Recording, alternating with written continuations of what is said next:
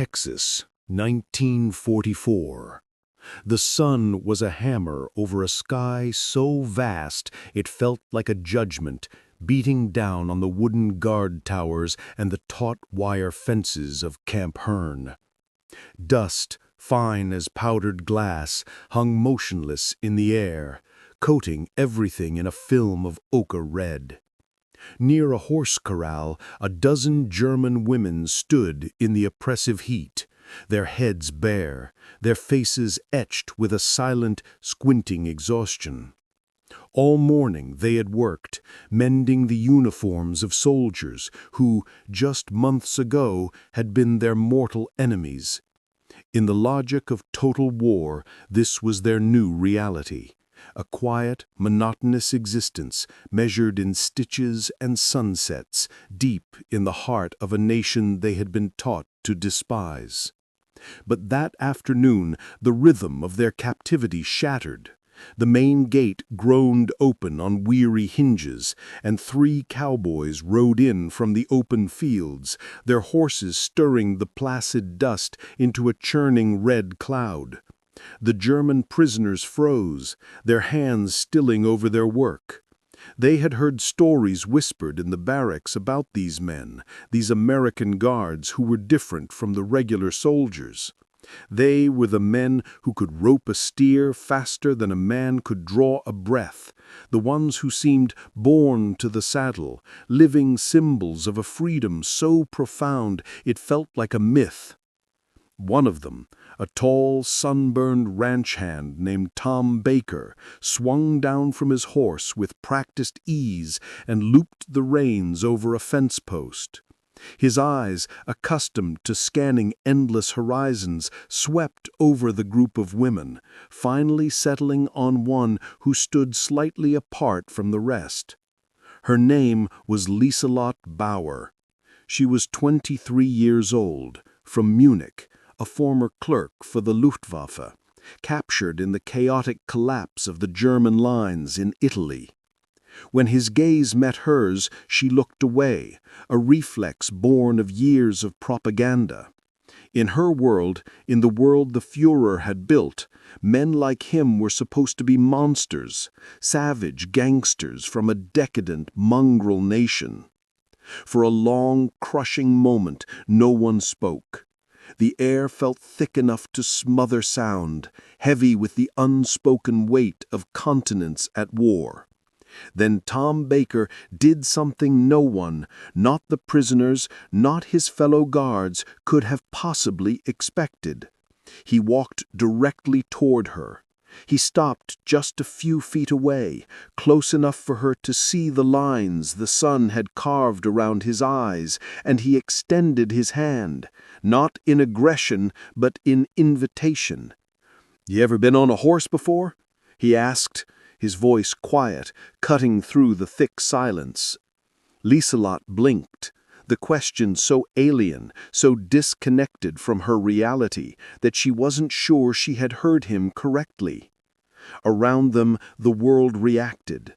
American guards tensed, their hands moving instinctively closer to their weapons. The German women broke into a flurry of hushed, urgent whispers.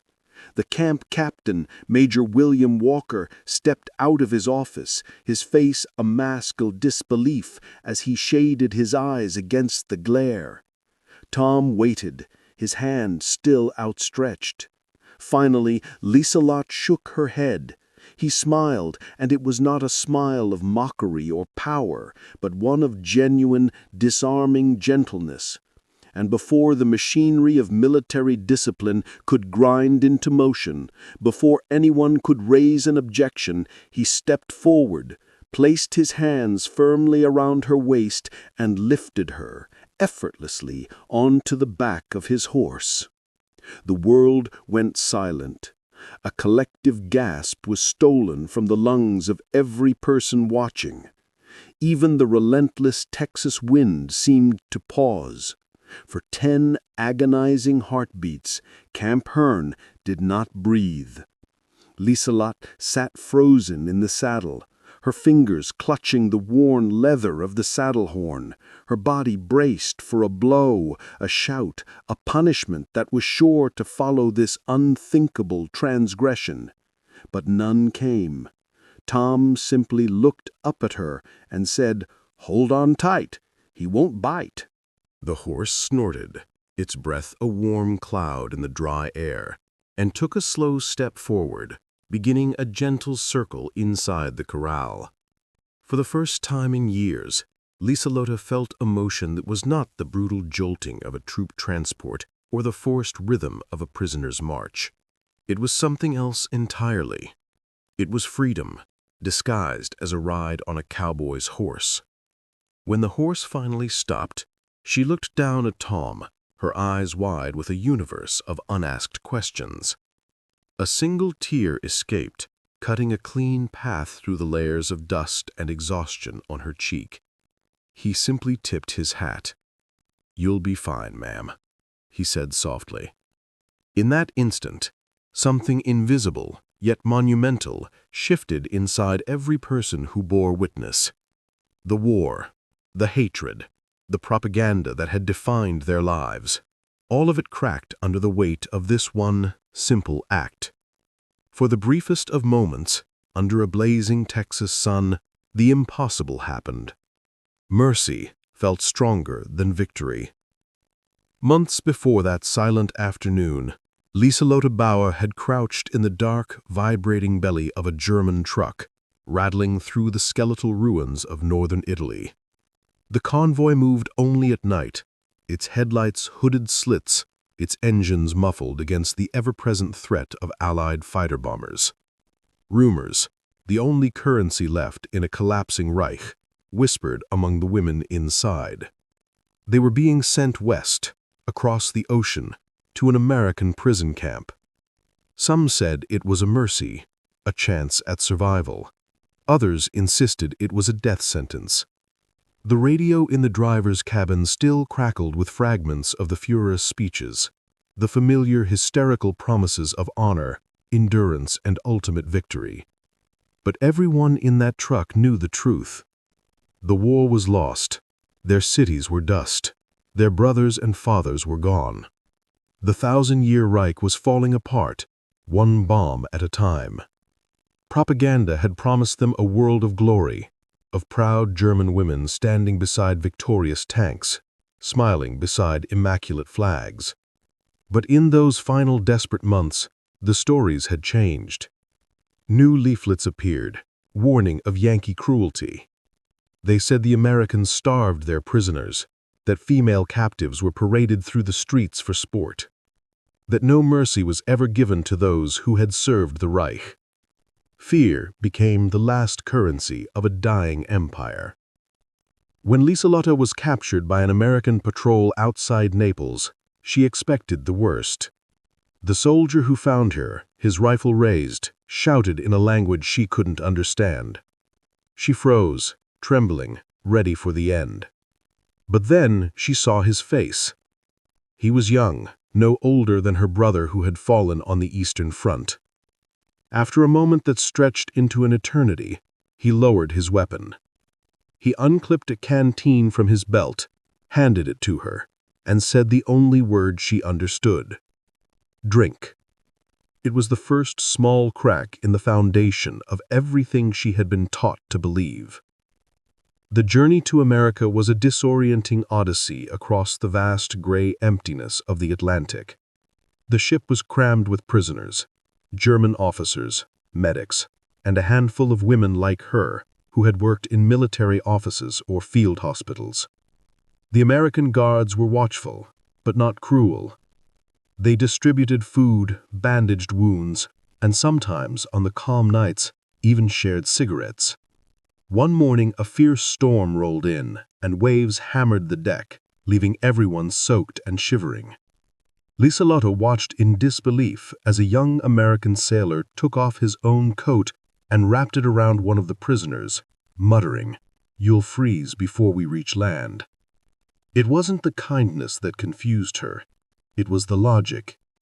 Why would an enemy go to such lengths to help her live? When the ship finally reached the Gulf of Mexico, she saw a land that seemed to stretch into infinity, flat, sun-drenched, and utterly alien.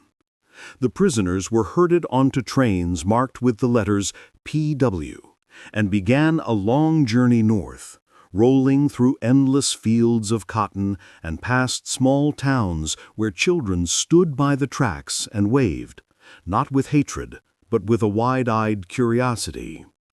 When the train finally hissed to a stop at a siding surrounded by barbed wire and cattle fences, a simple wooden sign read, Camp Hearn, Texas. Liselotte stepped on to dry earth that smelled of cedar and baked dust. She had braced herself for armed guards with snarling dogs, for the grim reality of a concentration camp.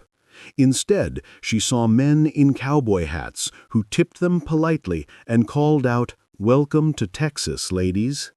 The words sounded bizarre, almost insulting in their civility. She whispered to another prisoner, "If this is captivity, it's not the one we were warned about."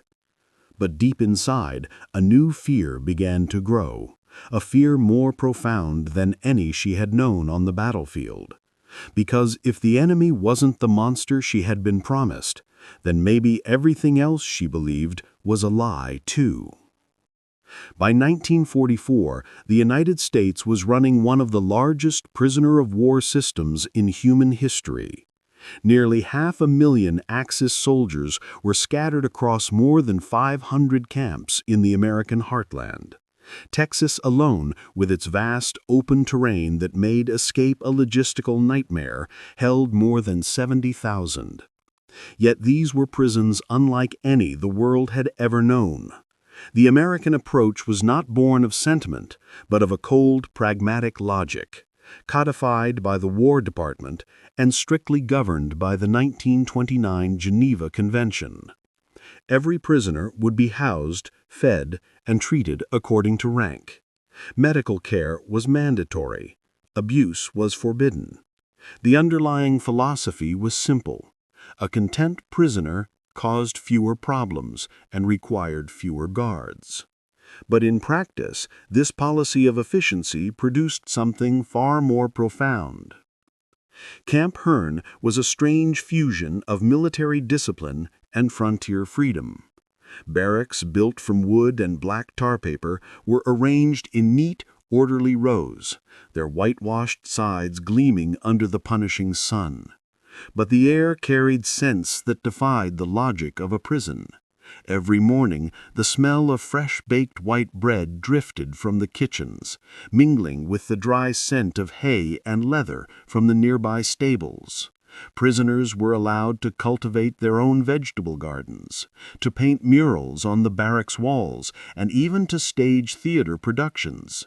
The camp orchestra, which included former members of some of Germany's leading symphonies, gave regular concerts. Prisoners earned small wages for their labor, 80 cents a day, paid in scrip that could be redeemed at the camp canteen for cigarettes, Coca-Cola, or even ice cream. To the German women arriving from the bombed-out ruins of Europe, where such luxuries were a distant memory, the place seemed utterly surreal. There were no iron walls, no shouting guards, no attack dogs. There were wooden fences and soldiers who said please and thank you. The camp's commander, Major William R. Walker, was a firm believer that discipline could coexist with dignity. He told his staff, many of whom were young Texans drafted from local ranches, if we treat them like beasts, we create beasts. But if we treat them like humans, they'll act like it. This philosophy permeated the camp. The guards, who had simply swapped their Stetsons for steel helmets, brought with them a sense of fairness that had little to do with military doctrine and everything to do with their own culture. The result was a paradox, a prisoner of war camp that felt more like a frontier town than a prison. In her diary, Liesl wrote, We were ready to meet monsters. Instead, we met men who laughed in the sun. The first weeks at Camp Hearn were defined by an eerie silence. The German women worked, ate, and slept, convinced the relentless civility was some elaborate psychological trick, a prelude to an unknown horror. The guards, mostly farmhands and ranchers turned soldiers, found the quiet deeply unsettling. Texans were not a people accustomed to silence. They filled their days with talk and jokes, but the prisoners' eyes always followed them, cautious and measuring. Then, one afternoon, the silence began to crack. Tom Baker was repairing a fence near the women's barracks when he noticed one of them sitting apart from the others. It was Liselotte. She was hunched over a piece of scrap cardboard, sketching with a small stub of a pencil, completely lost in her work. Curious, Tom walked over and peered over her shoulder. On the cardboard was the unmistakable outline of a horse in full gallop, its muscles tense, its head held high, captured with a startling, confident accuracy. He let out a low whistle of appreciation. "You draw real good, miss." She looked up, startled, her eyes wide with alarm. No American had spoken to her so directly since her arrival. "Danke," she managed to say, the word barely a whisper. He smiled. "Means thank you, right?" She nodded, still wary. Tom squatted beside her, tracing the shape of the horse in the air with his calloused finger. "You ever seen one run for real, out in the open?" Liselotte shook her head. "Only soldiers' horses," she said quietly, "not free ones." He pointed toward the vast pasture that stretched beyond the barbed wire fence. "We run 'em out there after supper. You should watch sometime. They don't know they're the lucky ones." Then he tipped his hat and walked away, leaving her in a state of quiet confusion. That brief, simple exchange rippled through the barracks that night. The women whispered about it long after the lights were out.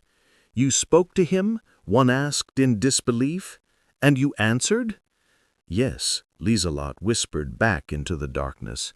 "And he smiled."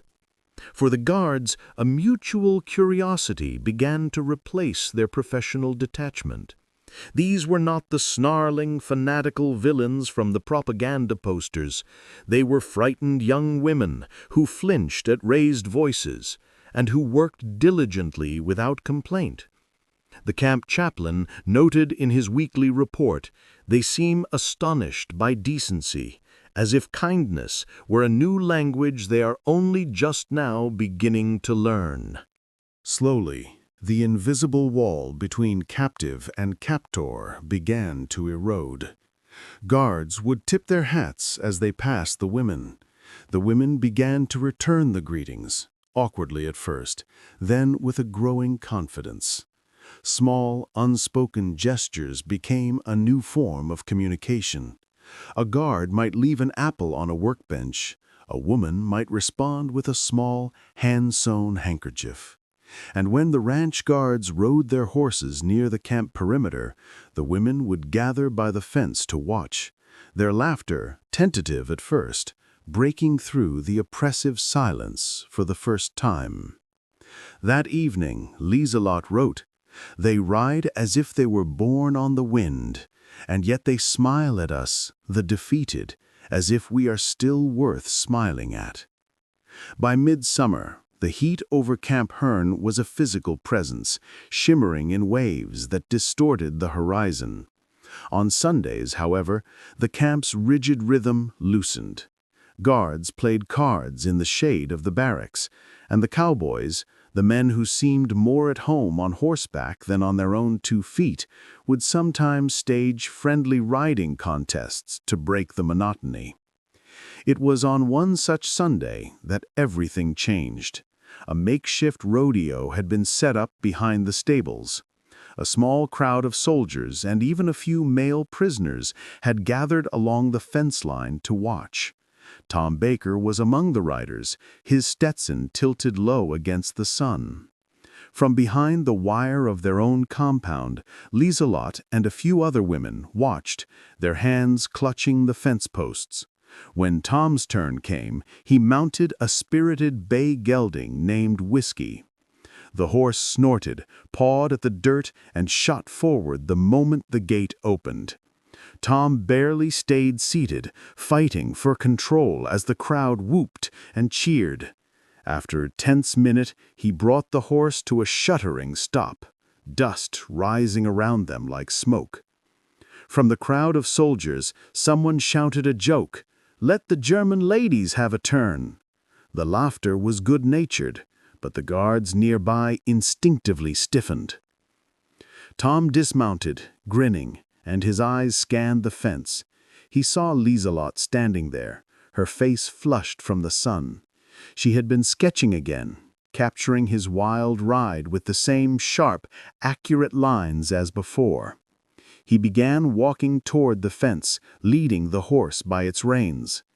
"Miss Bower?" he called out, surprising her by using her name.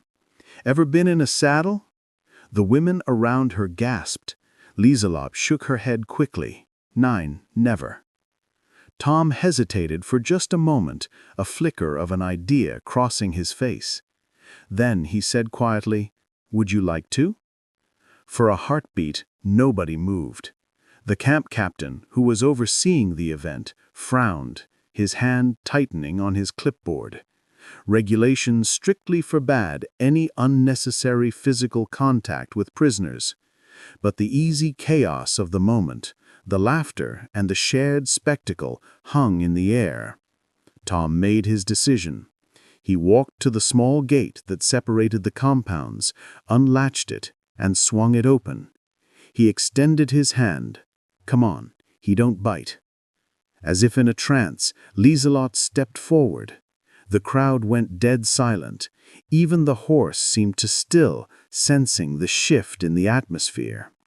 Tom took her hand, and then, with a strength that betrayed no strain, he lifted her up and into the saddle. Her breath caught in her throat. The German prisoners stared, their faces a mixture of fear and awe. The American guards stared, certain they were witnessing an act that would end in a court-martial. The entire camp seemed to pause, holding its breath. She sat awkwardly at first, her hands gripping the saddle horn as if it were a lifeline. Tom rested a steadying hand on the horse's neck. "Just breathe," he said. "You're safe." He took the reins and began to lead the horse in a slow, deliberate circle. The motion was hypnotic. The gentle creak of leather, the rhythmic thud of hooves on the dry earth, the whisper of the wind through the tall grass. Slowly, Liselotte's fear began to soften, melting away into something she hadn't felt since before the war began. It was a feeling of simple, uncomplicated life. When they stopped, Tom looked up at her and smiled. "See? Told you he was gentle." She tried to answer, but the words wouldn't come. Instead, tears she hadn't known were there began to roll down her cheeks, carving clean lines through the dust. Later, in the privacy of her diary, she would try to capture the feeling of that moment. "The instant he lifted me," she wrote, "I stopped being a prisoner. For 10 seconds, I remembered I was human." The silence that followed lingered for long minutes after Liselotte's boots touched the ground again. Even the cicadas, whose relentless buzzing was the soundtrack of the Texas summer, seemed to have paused. The air hung still, heavy with disbelief. A German woman, a prisoner of war, an enemy of the United States, had just sat astride an American cowboy's horse. The camp captain, Major Walker, had seen the entire thing. For a long moment, he said nothing. The guards around him braced for the inevitable explosion. Instead, he simply exhaled slowly through his nose, adjusted his cap, and muttered to no one in particular, "Well, hell, so long as she didn't fall." Then he turned and walked away. Liselotte stood by the fence, still trembling, the warmth of the horse lingering on her palms. Tom Baker tipped his hat to her. "Didn't mean no harm, ma'am," he said softly. "Just thought you might like to know how freedom feels." That night, rumors swept through the camp like wildfire. Some prisoners insisted it was a stunt for a propaganda film. Others were certain the cowboy would be court-martialed by morning. But when the sun rose, Tom was there, drinking his coffee, same as always. And the guards weren't angry. They seemed changed. The women, too, began to change. Their posture seemed to straighten. Their eyes now met those of their captors without flinching. The air of wearied defeat that had clung to them since their arrival began to dissipate, replaced by something they had long thought lost: dignity. The simple, forbidden act of being lifted onto that horse had restored their sense of humanity in a way no directive or ration ever could. Liselotte, once quiet and withdrawn, found herself becoming an unwitting bridge between two worlds. She began teaching the guards simple German phrases. She sketched portraits of their horses. When she laughed, the sound was strange and wonderful, like something long buried, finding its way back to the light. When Major Walker eventually filed his weekly report to headquarters, he made no mention of the incident. He simply noted that morale was improving steadily among female prisoners, and that there were no disciplinary issues to report. But the story could not be contained by barbed wire. Guards told their families back home. Ranchers passing through the area heard it and shared it over dinner tables in small-town cafes. "Did you hear about the cowboy at Hearn who put a German girl on his horse?" they'd say, shaking their heads in a kind of wondering disbelief. In a world consumed by mechanized destruction, that one small act of grace felt like an act of defiance. Years later, when historians interviewed former prisoners of Camp Hearn, nearly every one of them mentioned that day. Some couldn't recall the cowboy's name. Others remembered the color of the horse wrong. But they all agreed on one thing. The moment he lifted her into the saddle, the entire camp held its breath. And when it finally exhaled, the war felt just a little bit smaller. That night, Liselotte wrote only one sentence in her diary. "He gave me 10 feet of freedom, and it was enough to last a lifetime." By the end of that week, Camp Hearn no longer felt the same. The guards were still guards, and the prisoners were still prisoners, but the sharp, hateful edge between them had been dulled into something softer. The women began to hum as they worked, and the faint melodies of old German folk songs were carried on the hot Texas wind.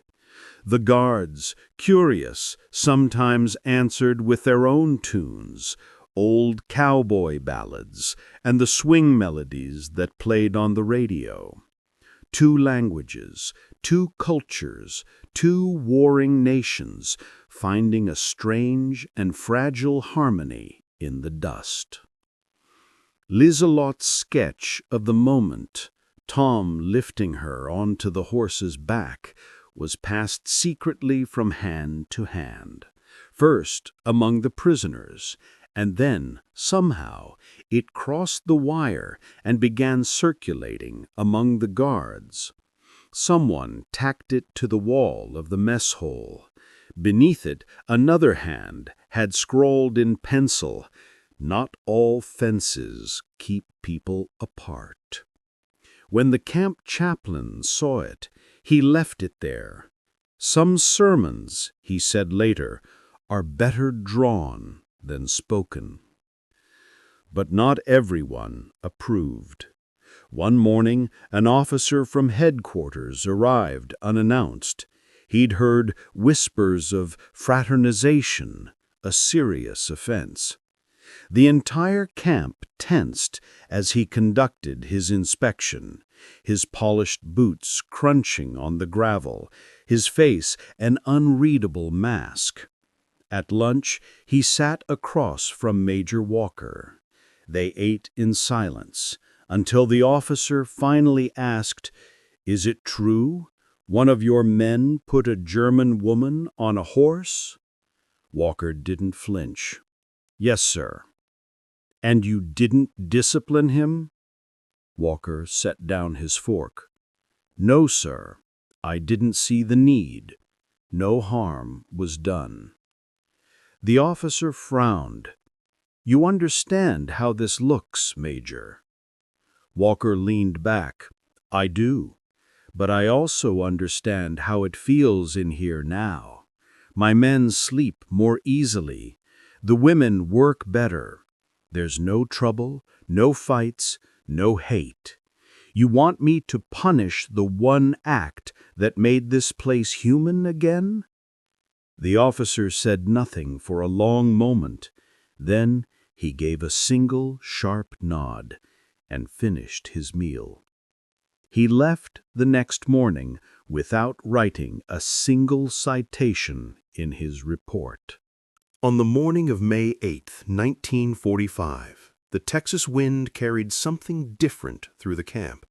It carried stillness.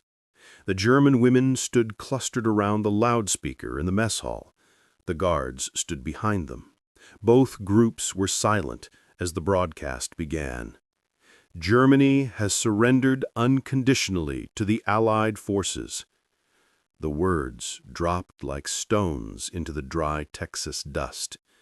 Liselotte froze, her hands trembling. Some of the women broke into sobs. Their home was in ruins. Their families might be gone. But in that moment, surrounded by cowboys and guards who looked at them not with triumph, but with a quiet sympathy, they realized something else. They had survived. Later that morning, the guards brought extra rations, real coffee, and to everyone's astonishment, bottles of Coca-Cola chilled in buckets of ice. Someone turned up the radio, and the sound of Glenn Miller's "In the Mood" drifted across the camp. For the first time, laughter rose without fear. Tom Baker walked over to Liselotte, a small plate of bacon and biscuits in his hand. "Breakfast, ma'am?" he said softly. She looked up, her eyes glistening. "For peace?" "For peace," he nodded. She took a bite, and tears filled her eyes. It wasn't just food. It was warmth, kindness, humanity, everything the war had tried to erase. That evening, as the sun dipped below the horizon, Tom found her by the fence, watching the sky glow red and gold. "Guess you'll be heading home soon." "Yes," she replied, "but a part of me will stay here." He hesitated for a moment, then reached up, took off his old, sweat-stained cowboy hat, and handed it to her. "Keep it," he said, "so you don't forget Texas." She took it gently, pressing it to her chest. "I will never forget. Not Texas, and not you." 2 months later, the trucks rolled out, carrying the German women toward repatriation ships on the East Coast. As Liselotte climbed aboard, Tom was there by the gate to see her off. "Guess this is goodbye," he said, looking awkward without his hat. "For now," she replied, managing a small smile. "You taught me to ride again, not just the horse, Life. She returned to the ruins of Germany. Her town was unrecognizable, her family scattered. But she carried Texas with her. She began working with reconstruction efforts, teaching children the English she had learned, and telling stories not of her captivity, but of the kindness she had found there. In her diary, she wrote, "They beat us with no whips, conquered us without chains. They showed us strength without cruelty. I saw America not through its bombs, but through a cowboy's eyes, and what I saw was freedom." Years passed. In 1962, a letter with a German postmark arrived at a small ranch in Texas. Inside was a photograph of a woman standing in front of a rebuilt farmhouse, wearing a sun hat with a familiar curved brim. On the back, written in careful English, were 4 words: "Still riding, still free." Tom never replied. He didn't need to. When he passed away years later, his grandson found that same photo framed on his desk. Beneath it, in Tom's rough handwriting, were 5 words: "The day we stopped being enemies." The war ended, but the memory endured, not of battlefields or bombs, but of a quiet afternoon in Texas, when a cowboy lifted an enemy onto his horse, and for a moment the world remembered its humanity. Because sometimes the greatest victories don't roar with cannons, they whisper with compassion. And in that whisper, history finds its redemption.